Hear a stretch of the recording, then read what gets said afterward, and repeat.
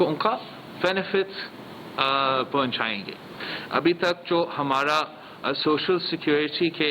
Concept کے مطابق جو بینیفٹس ملتے ہیں وہ سندھ کے انڈسٹریل مزدوروں تک محدود ہے, اور وہ بھی جو سندھ میں رجسٹرڈ انڈسٹریل صنعتی مزدور ہیں وہ ہمارا کاغذات کے مطابق صرف اور صرف 600,000 ورکرز, انڈسٹریل ورکرز رجسٹرڈ ہے. جو ہمارا بے نظیر مزدور کارڈ ہے سب سے پہلے جن کو فائدہ پہنچائے گا وہ 600,000 جو رجسٹرڈ مزدور ہے ان کو ایک الیکٹرانک کارڈ کے تحت اپنا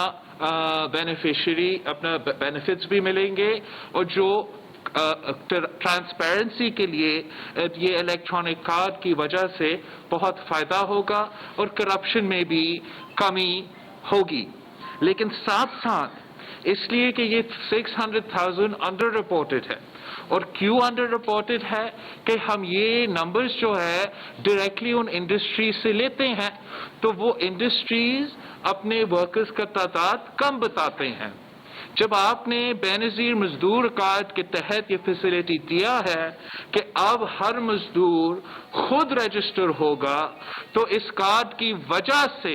جو آپ کے انکاؤنٹڈ انڈاکیومنٹڈ موجود انڈسٹریل ورکرز ہیں جو کہ شاید 3 ملین ورکرز تک پہنچ پائے گا, جو گھروں میں کام کر رہے ہوں گے, انشاءاللہ تعالی جب وہ خود رجسٹر ہوں گے مزدور کارڈ میں, ان کو بے نظیر مزدور کارڈ ملے گا, تو پھر ان کو بھی وہی بینیفٹس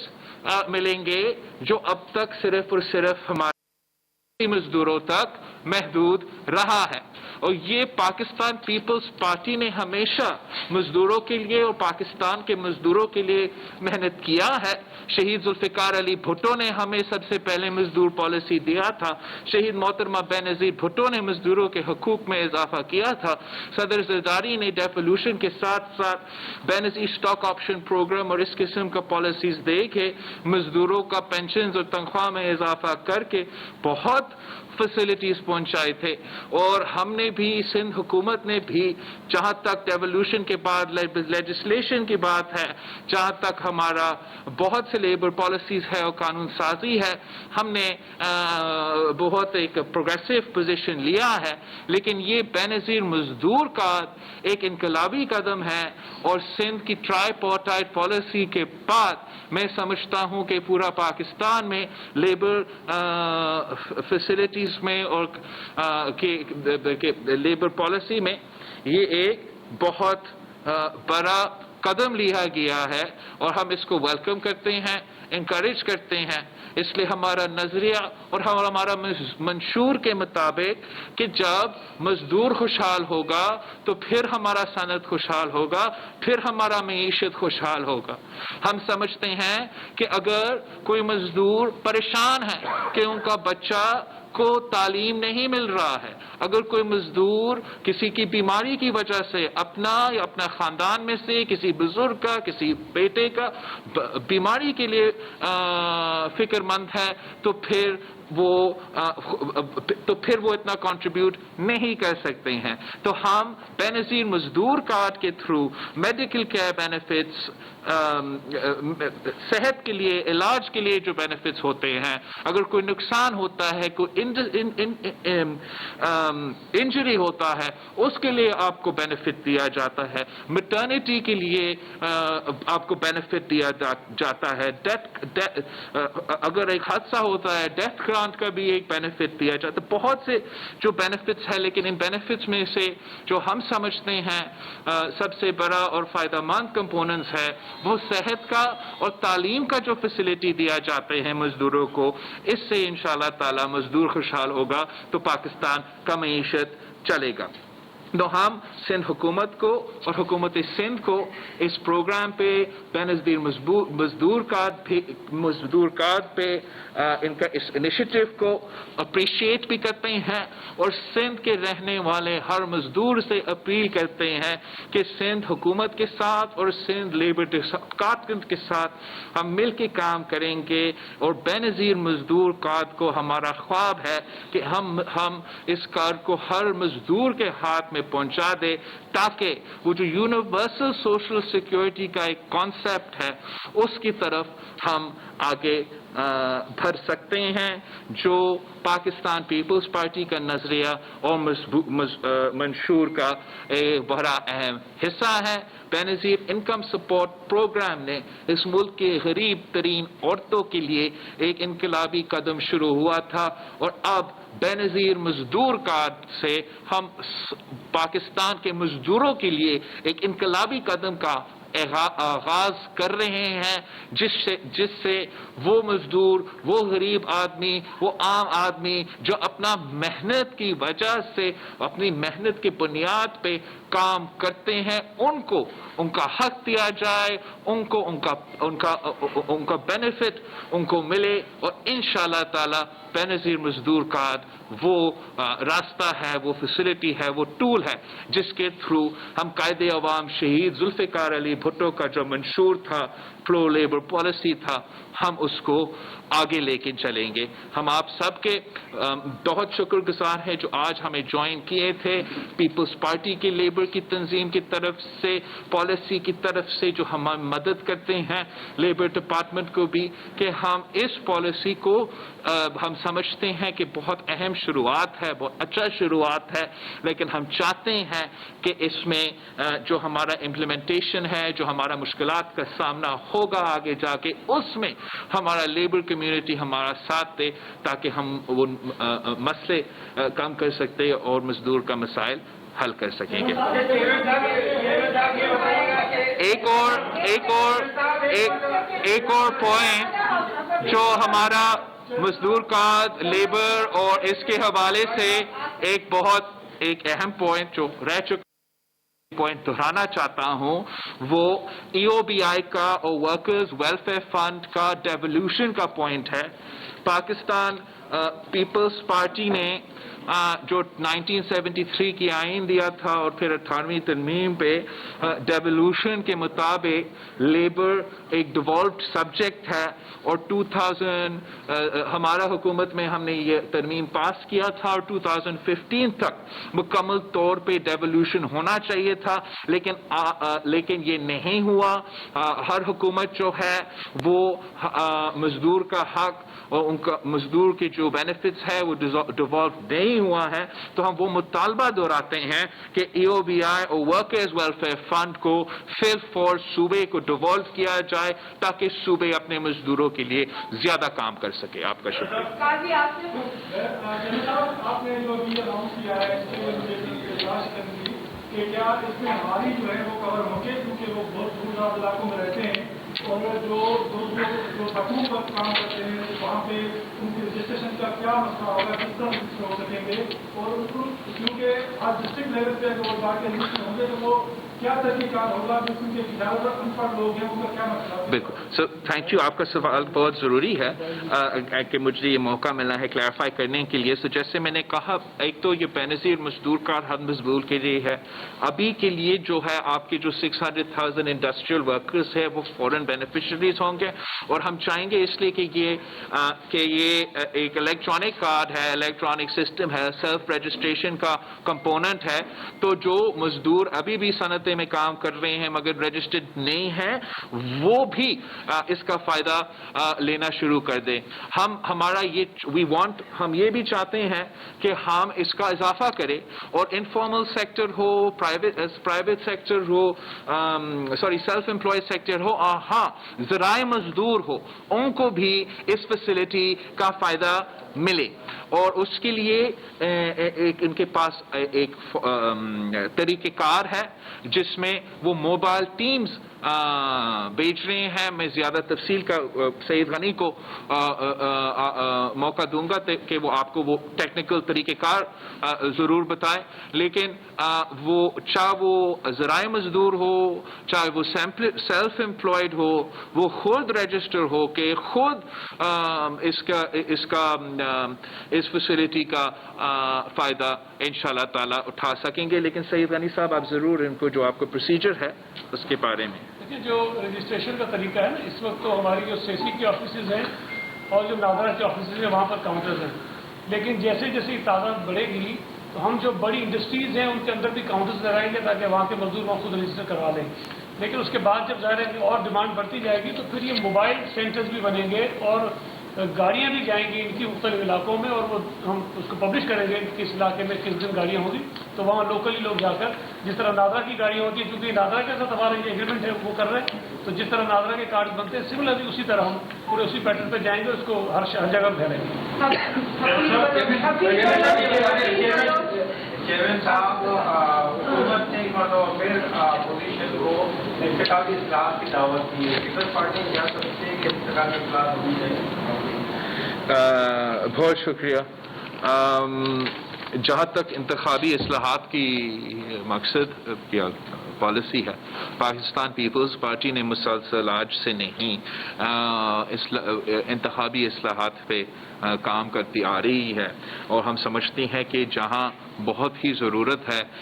کہ ہم 2018 کا اور اس سے پہلے جو دھاندلی کیا گیا اس کا ریپیٹیشن نہیں چاہتے ہیں، اور جو بھی ریفارم کرنا پڑے گا اس کے لیے ہم کرنے کو تیار ہے. خاص طور پہ الیکشن کمیشن جو ہے اس پہ ایک بڑا اہم اور رول پلے کر سکتے ہیں پولیٹیکل پارٹیز کو انگیج کرنے کے لیے اور انپٹ لینے کے لیے. جہاں تک حکومت کی بات ہے، کوئی حکومت کا موقف تو کچھ سیریسلی نہیں لیتا، اور یہ ایک عجیب کانسیپٹ ہے کہ وہی دھاندلی کرنے والے کے ساتھ ہم بیٹھ کے دھاندلی کو روکے. اس میں بہتر ہوگا obviously لیجسلیشن کا تو ضرورت ہے، ٹرانزیشنل ریفارم کی بھی ضرورت ہے، لیکن جو سب سے اہم سب سے امپورٹنٹ ایسپیکٹ ہے کہ الیکشنز میں دھاندلی روکنے کے لیے، ایک ایسپیکٹ تو لیجسلیشن ضرور ہے، لیکن جو فنڈامنٹل ایسپیکٹ ہے وہ اسٹیبلشمنٹ کا رول جو انتخابات میں ہوتے ہیں. اور اگر اسٹیبلشمنٹ کا ایکٹیو رول ہے انتخابات کے سلسلے میں تو پھر جتنا بھی قانون سازی ہم کریں انتخابات متنازع رہیں گے. اگر ہم اسٹیبلشمنٹ کو انتخابات سے دور رکھ سکتے ہیں، ان کو امپارشل اے پولیٹیکل ایٹیٹیوڈ رہ سکتا ہے، تو پھر الیکٹرل ریفارم کا بھی فائدہ ہوگا اور الیکشنز میں دھاندلی بھی کم ہوگا. ہم سمجھتے ہیں کہ جو NA 249 کا الیکشن ابھی حال ہی میں گزرا ہے، آپ سب نے اس کو ایکسپیرینس کیا، دیکھا کہ اسٹیبلشمنٹ کا کوئی ایکٹیو پارٹیسپیٹری رول نہیں تھا. تو therefore ہم یہی چاہیں گے کہ نہ صرف ہم لیجسلیشن کروا دیں مگر یہ کنسنسس بنا دیں کہ اسٹیبلشمنٹ کا عمل دخل سیاست میں اور الیکٹورل پالیٹکس میں نہ ہو. جی یہ بتا دیں کہ آپ کے اتحادی پاکستان مسلم لیگ نون والے عسکری اداروں پر تنقید کرتے تھے اور انتخابات کرانے کے الزامات بھی لگاتے تھے. میاں صاحب کا بیانیہ بھی آپ نے سنا، پی ڈی ایم کی جلسوں کی زینت بنا. اب کل درخواست دی گئی ہے کی جیت کے خلاف مرزا اسماعیل کی طرف سے، اور یہ بھی شک ظاہر کیا گیا ہے کہ آپ لوگوں کی صرف حکومت شاید کوئی ردو بدل ووٹوں میں کرے گی. اور انہوں نے کہا ہے کہ جو بیلٹ پیپرز ہیں، جو باکس ہیں، ان کو عسکری اداروں کی تحویل میں دیا جائے کیونکہ سندھ حکومت جو ہے اس میں تبدیلی ردو بدل کر سکتی ہے. تو یہ اتنا بڑا اعتماد کس طرح بحال ہوا؟ آپ کے ساتھیوں کے بدلتے موقف کے بارے میں کیا کہیں؟ دیکھو، الیکشنز میں آپ کے پاس اگر آپ کے کوئی اعتراض ہے تو آپ کے پاس طریقہ کار اور فورمز اویلیبل ہے استعمال کرنے کے لیے، اور وہ نون لیگ کا حق ہے کہ اگر ان کے پاس کوئی ٹھوس ثبوت ہے کسی گڑبڑ کا، وہ ضرور میں ان سے اپیل کرتا ہوں کہ الیکشن کمیشن کی طرف آپ دیکھیں، الیکشن کمیشن سے آپ امید رکھیں کہ وہ آپ کے الیکشن کے مسئلے کو حل کر سکتے ہیں، اور آپ فوج کی طرف سے اپیل نہ کریں. ہم نہیں چاہتے ہیں کہ نون لیگ نے ایک سیٹ ہارا ہے تو پھر وہ اپیل کر رہے ہیں کہ فوج مداخلت کرے الیکٹورل پروسیس میں. ہم سمجھتے ہیں کہ یہ نہ صرف الیکٹورل پروسیس کے لیے نقصان ہوتا ہے اگر فوج کا رول ہو, جیسے 2018 کا الیکشن میں پاکستان فوج پاکستان کے ہر پولنگ اسٹیشن کے اندر اور باہر ڈپلائڈ تھے. پاکستان کی تاریخ میں سب سے زیادہ جو فوجی ڈپلائمنٹ ہوا ہے کسی الیکشن میں وہ 2018 کا الیکشن میں پاکستان کے ہر پولنگ اسٹیشن کے اندر اور باہر جو کھڑے تھے, جہاں کہ جب دہشت گردی عروج پہ تھا 2008 میں یا 2013 پہ ایسے نہیں تھا. تو ہم سمجھتے ہیں کہ اس سے نہ صرف الیکشنز متنازع ہوتے ہیں مگر بلا وجہ پاکستان کا فوج بھی متنازع ہوتے ہیں کہ اگر ان کے ہاتھ میں پولنگ کا عمل یا پولنگ کا کوئی سلسلہ ہوگا تو پھر جس کے پاس کوئی کمپلینٹ ہے وہ جو ادارہ غیر متنازع ہونا چاہیے, جو ادارہ غیر سیاسی ہونا چاہیے, ان پہ تنقید آنا شروع ہو جاتا ہے. تو ہم یہ مطالبہ کے ساتھ بالکل نہیں دیتے ہیں اور ہم سمجھتے ہیں کہ یہ غیر ذمہ دارانہ مطالبات ہے نون لیگ کی طرف سے کہ ہم پولنگ باکسز کو فوج کے کسٹڈی میں دے. اس کو ہم سپورٹ نہیں کر سکتے ہیں اور نون لیگ کو بڑا سوچنا چاہیے کہ کیا ان کا جو بیانیہ ہے یا ان کا موقف ہے کیا وہ صرف اور صرف ان کا انڈیویجول انسٹنسز میں یا انڈیویجول ایشوز کی وجہ سے ہے یا وہ اصولی موقف لینا چاہتے ہیں, نظریاتی موقف لینا چاہتے ہیں. اگر وہ اصولی موقف لینا چاہتے ہیں تو پھر اس اصولی موقف اور اصولی بیانیہ کے ساتھ NA 249 کے پولنگ باکسز کو فوج کے کسٹڈی میں دینے کا جو مطالبہ ہے وہ میرا سمجھ سے باہر ہے.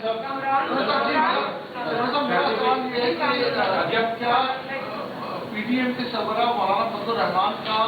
حالیہ دنوں میں آپ سے کوئی رابطہ ہوا ہے پیپلز پارٹی کی لیڈرشپ سے, اور PDM کا مستقبل کیا ہے, پیپلز پارٹی کہاں کھڑی ہوگی؟ تو اب ایک تو نہیں, ہمارا کوئی رابطہ نہیں ہوا ہے مولانا فضل الرحمان صاحب سے, اور میرا کوشش یہ تھا کہ ہم اس پریس کانفرنس پہ مزدوروں کے اس لیے مے ڈے ابھی ہوا ہے اور مزدوروں کے لیے ہم نے کام بھی کیا ہے, تو ہم مزدوروں کے ایشوز کے ارد گرد سوالات کے جواب دیں اور وہی ہم فوکس بنائے اپنا پریس کانفرنس.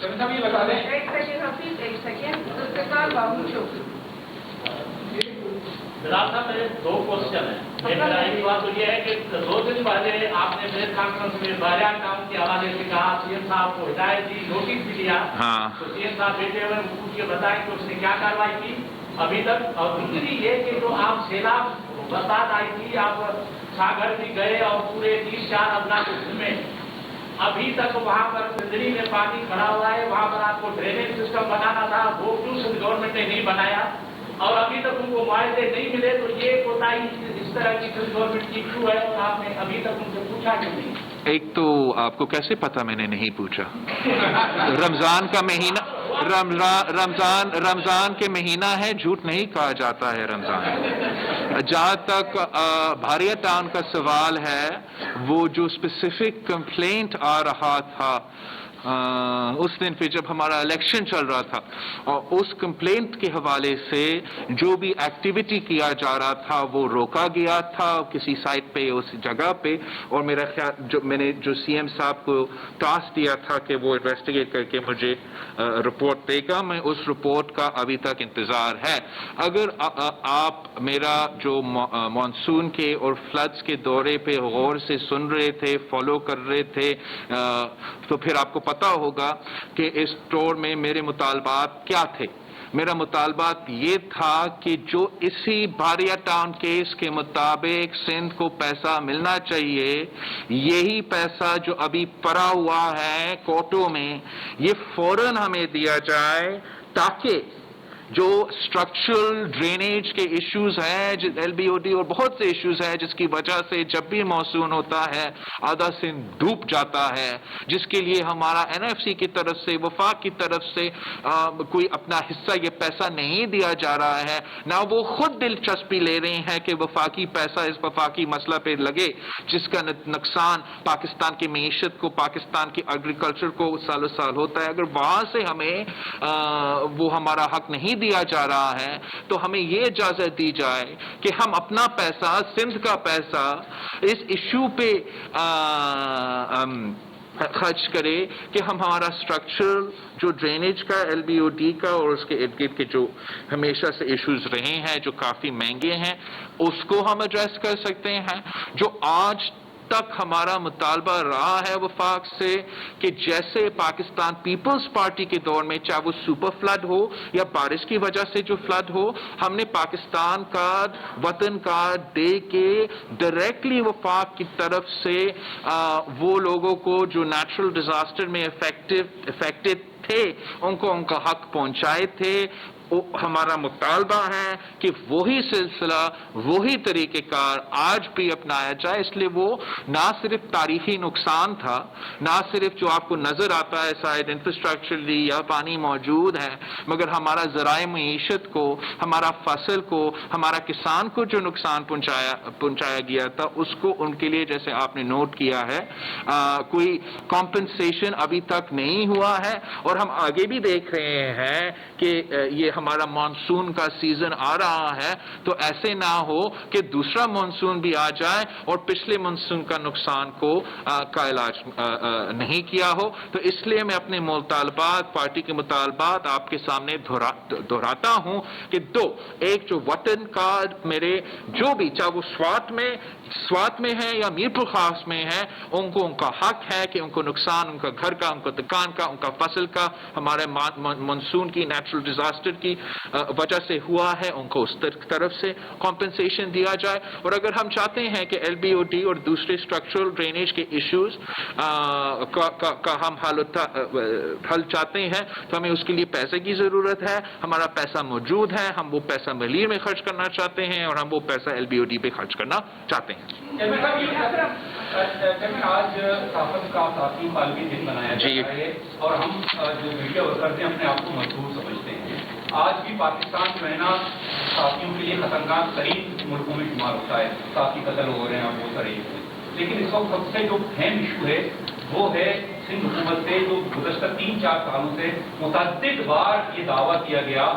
کہ جو میڈیا ورکرز ہیں ان کی تنخواہوں کو اشتہارات سے مشروط کیا جائے گا۔ آج بھی بہت ساری میڈیا ورکرز کو تنخواہیں نہیں ملتی، عید کا سیزن ہے، تو یہ بہت ہی زیادہ ایشو ہے سر۔ بہت ساری میڈیا ورکرز کو ابھی تک تنخواہیں نہیں ملتی۔ سندھ حکومت اس حوالے سے کیا کر رہی ہے؟ متعدد بار دعویٰ کیا ہے سندھ حکومت۔ Thank you. ایک تو خاص طور پہ آپ کا چینل کو تو ضرور دینا چاہیے، اور دوسرا پریس فریڈم ڈے کو بالکل مبارکباد ہو آپ سب کو۔ اور جیسے آپ نے ذکر کیا ہے خاص طور پہ پاکستان کی پرسپیکٹو سے ہمارا کافی مشکلات کا سامنا ہے جو ہم دور کرنا چاہتے ہیں۔ جہاں تک جو آپ کا ویج ہے وہ آپ کا حق ہے، چاہے وہ صحافت میں کام کرے یا جہاں بھی مزدور کام کرے، آپ کو اپنا تنخواہ ٹائم میں ملنا آپ کا حق ہونا چاہیے۔ اور ہمیں سب مل کے چاہے وہ میڈیا میں ہو، حکومت میں ہو، اس کو اس ناانصافی کو دور کرنا چاہیے۔ جہاں بھی کوئی محنت کرے، جہاں بھی جو کوئی محنت کرے، ان کا محنت کا جو ان کا کمپنسیشن ہے ان کو ضرور ملنا چاہیے، جو کہ خاص طور پہ میڈیا انڈسٹری میں نہیں کیا جاتا ہے۔ میں نے چاہا کہ ہم سندھ حکومت کا انفلوئنس کو استعمال کرے اور جو سندھ حکومت ایڈورٹیزمنٹس دے، ہم کسی طریقے سے اس کو اس پوائنٹ کے ساتھ لنک کیا جائے کہ وہ اس پیسہ سے فوراً جو امپلائیز کو تنخواہ نہیں دیا گیا ہے ان کو دیا جائے۔ اور یہ ٹاسک ہم نے اپنا انفارمیشن منسٹر کو جی ناصر شاہ صاحب آپ ہمیں بتائیں کہ کیا ہوا اس کا اور کیوں ہم اپنا ایڈ سپینڈنگ کو ٹائی نہیں کر سکتے ہیں تنخواہ کے ساتھ۔ اس میں آپ کا حکم تھا کہ کووڈ اور اس لحاظ سے بھی ان سب کی سپورٹ کرتے